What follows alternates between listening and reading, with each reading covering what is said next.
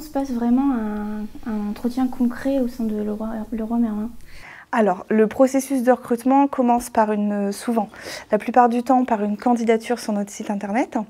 Comme je vous le disais tout à l'heure, le candidat reçoit un lien vidéo, il tourne un lien vidéo, à la suite duquel nous présélectionnons des candidatures.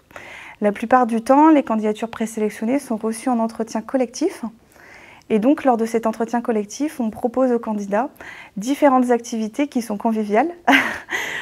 On nous croit rarement, mais c'est vraiment le cas.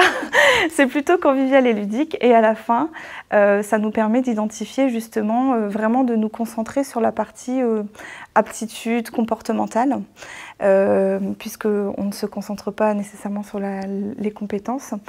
Et donc, à l'issue de cet entretien collectif, on identifie les candidats qu'on a envie de revoir en individuel, de façon plus classique cette fois-ci. Et donc là, éventuellement, on peut échanger sur la base, on peut être amené lors de l'entretien individuel à échanger sur la base de son CV et de son parcours.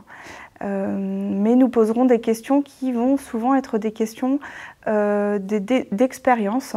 On va lui parler de situations qu'il a rencontrées par le passé, dans sa vie professionnelle ou personnelle, comme il le souhaitera, mais qui puisse nous donner des exemples factuels de ces sujets qu'on aborde avec lui.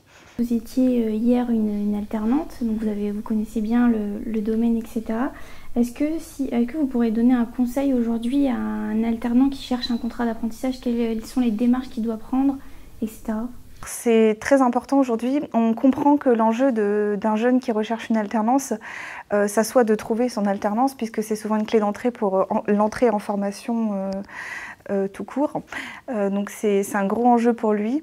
Donc on sait bien que, évidemment, ce jeune va probablement candidater dans de nombreuses entreprises. Ce que je peux néanmoins conseiller, c'est de réellement s'intéresser aux entreprises dans lesquelles on candidate et d'essayer de personnaliser ces candidatures. Nous recevons beaucoup de courriers non personnalisés ou avec des erreurs. Par exemple, si je suis un magasin, je vais recevoir un courrier où on parle « j'aimerais travailler dans votre agence ». Donc ce sont des choses, même si nous en tant que recruteurs on a conscience évidemment que le jeune va postuler ailleurs parce que c'est important pour lui de décrocher une alternance, mais qu'on puisse avoir en face de nous quelqu'un dont on a l'impression qu'il va se sentir motivé de rejoindre notre entreprise et qui va pouvoir s'y engager pendant la durée de son alternance, c'est aujourd'hui quelque chose qui compte beaucoup pour nous.